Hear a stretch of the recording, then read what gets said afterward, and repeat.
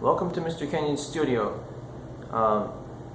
So I can't prove this to you because I don't have anybody to assist in my recording the video, so you're just gonna have to trust me when I say it. I have what's called perfect pitch or absolute pitch.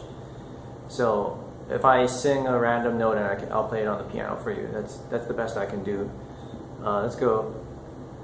Bum. That would be a G there.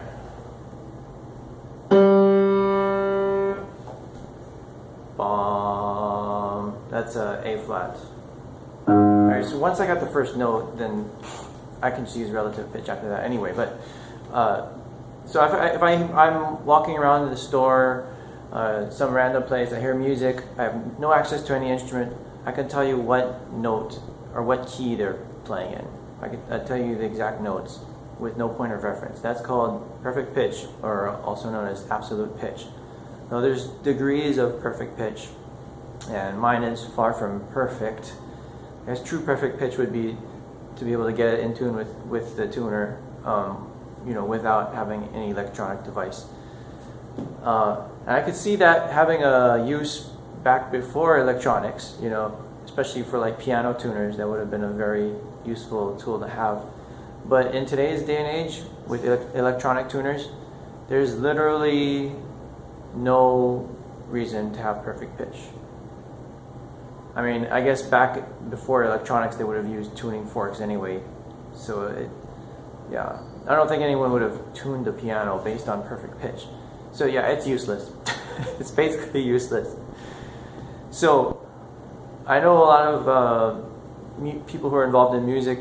They if they don't have perfect pitch, they feel like perfect pitch is this sort of like mystical, magical ability, and it's a party trick. That's all it is. That's all it's good for.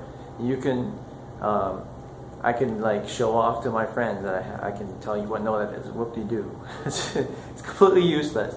And in fact, perfect pitch or absolute pitch, I don't like the term perfect pitch because it's not really perfect. But absolute pitch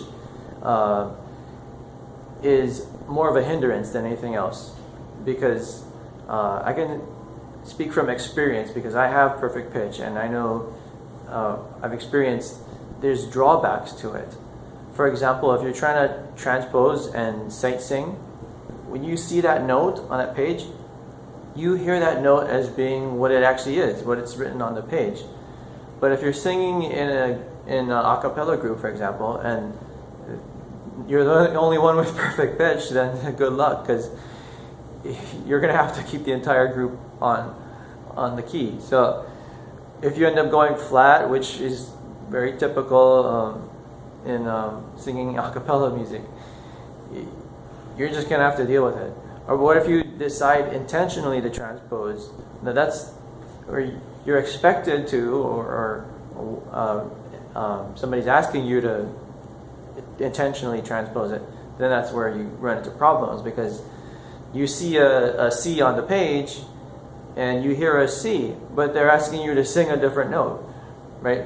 Let's say it's supposed to be in the key of C, but you're now singing it in the key of F, and you look at that page and you're supposed to be singing F, but you see a C. So it just confuses you, it messes you up. So actually, it's a disadvantage to have perfect pitch. Relative pitch is better in every sense. The only thing that's better about perfect pitch is just being able to get that first note. But if you have relative pitch, that is the ability to hear notes in relation to each other. Once you have the first note and you know what it is, then you can figure out all the rest of the notes. There's no need to have perfect pitch. So in that example, of me just singing random notes, once I hit the first note, I can tell you the first note's a G. Bum. Then if I hit this note, I know that's a C because it's a fourth up from the G. Da da da dum, bum bum. 1, 2, 3, 4. So there's no point in having perfect pitch after that. So yeah, perfect pitch is basically useless, and anything it's a hindrance. I've heard that you can actually lose your perfect pitch, or it kind of declines when you get older. I noticed that as a person with perfect pitch, I tend to try to not use it intentionally. I try not to train myself not to use it because, like I said, it just causes confusion, if anything, when trying to transpose. And like when you hear a certain song, if you're used to hearing it in a certain key, it's like it's got to be in that key. If it's in a different key, it's wrong.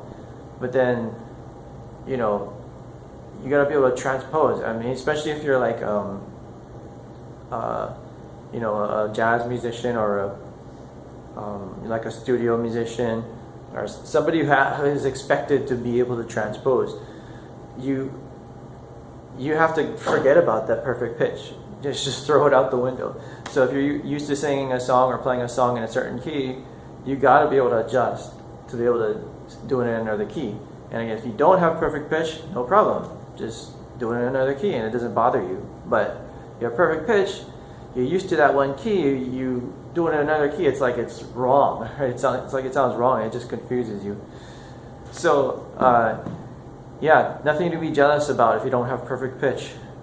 So good luck developing your relative pitch. Happy practicing. Thank you for watching.